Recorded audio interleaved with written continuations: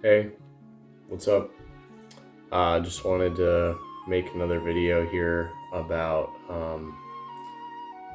something that I've,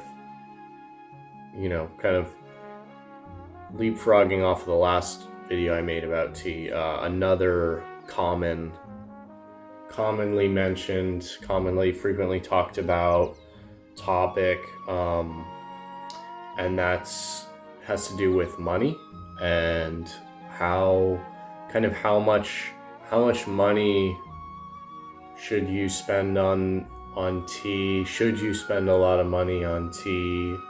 And then also kind of for me, kind of my broader feelings on kind of just hobbies in general. But just starting off with that first one, which is how much should I invest, or should I spend a lot of money on this hobby? My short answer is no, but my longer answer, to kind of explain why no. Well, the first thing is teas. I think as hobbies go, it's relatively inexpensive, and that's kind of one of its strengths. That's one of the more attractive things about it, just as a hobby, is it's not very expensive. By the way, today I'm drinking a Da Hong Pao oolong, and kind of middle of the road, not super cheap, not super expensive, and that's kind of my that's kind of where a lot of the teas that I drink tend to sit. It's kind of in that middle of the pack area where I feel like you kind of get the most value for your money that way. I see a lot of people talk about trying to find these like super, supposedly high value teas on sites like Taobao, which I've never tried because I don't trust myself, to be honest, to pick a super cheap tea that's not gonna be just undrinkable. But people have that. There's people that they have that approach, and apparently they have success with it. So if you're one of those people that you can find a 5 cent a gram Taobao cake that's not garbage, that's good value, then congratulations, good on you.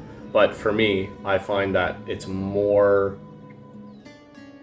worth it for me to spend a little extra and get something that I really enjoy that's not going to sit, because that's the thing with tea is, if you buy a tea and maybe you save money on it, or maybe hopefully if it's not super good, hopefully you didn't spend a lot of money on it. But sometimes you buy a tea that you drink it and you're just like, I just don't enjoy this, and then what ends up happening is it just sits in your possession. You don't finish it, or you don't drink it every day, or whatever ends up happening. It doesn't get drunk, and other stuff gets drunk, and it just ends up taking up space because it's not something that you enjoy. So for me, I don't have that problem, because the teas that I buy, I enjoy them, and I end up drinking them pretty quickly, and I drink them frequently. So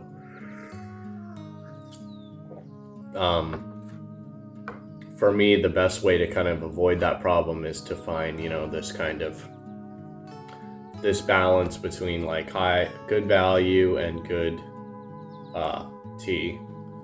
And I'm not going to talk about vendors in this video, because that's like a whole nother rabbit hole that everyone's going to argue. Oh, you gotta go to this vendor, whatever. Oh no, like they're better, or then that gets into like storage too and all kinds of things. So I might make a future video on that. That's a separate video just about vendors, but I'm not going to talk about vendors right now. But then another thing having to do with the money is, especially where it can get really expensive, is the teaware, which doesn't make sense to me because, well, it makes sense why people end up in this spot where they spend a lot of money on teawares, because, you know, you see all this different equipment, and you can pretty much spend infinite amount of money on, especially like pots like this, like I showed my other pot in my last video. And I actually don't have a huge collection of pots. I just have these two and then a Guy one. And that's, you know, all I need to brew tea. And that's the key word there is need. That's kind of like the underlined kind of whole theme of this is need. It's not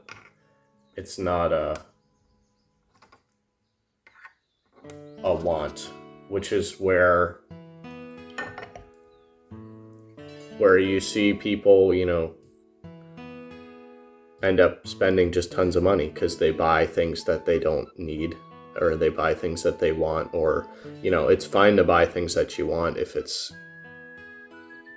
something you can afford, or whatever you want to use to justify it. But I find, you know, I know a lot of people that they just buy things sight unseen, just, you know, I want this and I got it, and it's like, okay, cool.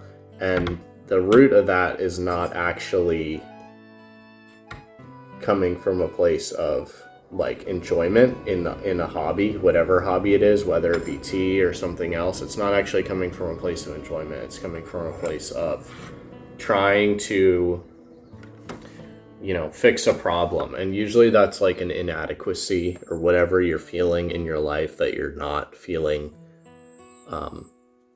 you know, you're feeling this inadequate or feeling, or this empty feeling of, you know, like, what is desire? Desire is a feeling of inadequacy. It's a feeling of, I don't have something and I want to get the thing that I don't have. Or inadequacy, you can flip it the other way. I have something that I don't like. I want to get rid of it. You know, that's basically what desire is. So this kind of blind buying, consumerism, and this just kind of making random purchases to try and cover up whatever suffering you're feeling. It's super common, and it's horrible how easy it is now with all the electronic online marketplaces, and it's so easy to just run, you know, your card instantly online, and there's so many options, and we're constantly being bombarded with tons of advertising of here's the next thing. And the algorithms, like, obviously they have whatever search data they have on you, they use that then to advertise more stuff. So we're actually seeing things that, you know, we might actually want, which is different. So advertising is crazy. So it's this whole kind of feeling of trying to fill the void with stuff.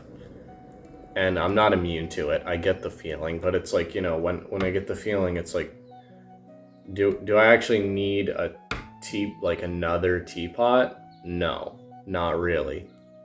Whatever this feeling is, we think, you know, whatever stuff is going to solve our problem. It's not going to solve our problem.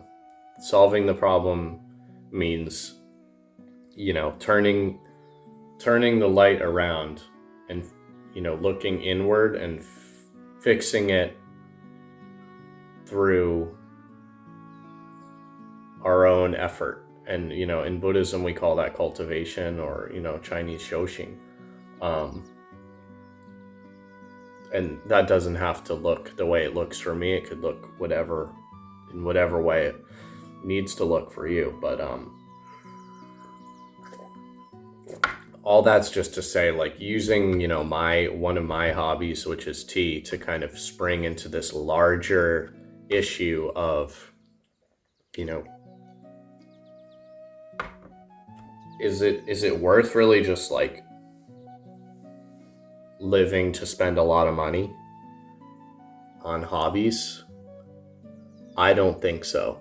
There's a lot of people that would argue differently. There's this kind of really common unspoken culture where I live, which is, just kind of earning money to buy things to define yourself. And that's not super healthy. It's fine if it's something you enjoy, and that's great to like have activities that you enjoy, but when it becomes less about enjoyment and more about either A, the previous issue that I mentioned, which is trying to cover up some kind of suffering, or B, trying to define yourself by surrounding yourself with these material possessions. Neither of those are truly meaningful in the long run. So that's kind of a long answer. When it comes to tea, I would say no. Just, spend the money if it's something you enjoy. Don't spend more money than you can afford to spend, obviously. And, just have fun with it.